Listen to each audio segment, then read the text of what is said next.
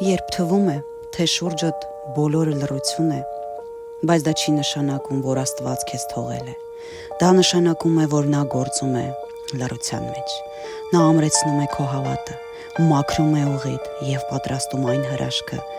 որը դեռ չենք տեսնում աչքերով։ Մի հանձնվիր, քո աղոթքը լսված է, քո արտասունքը մոռացված չէ,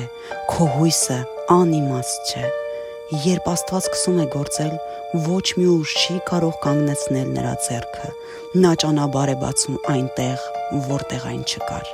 Նա բարձրացնում է այնտեղ, որտեղ դու ընկել էիր։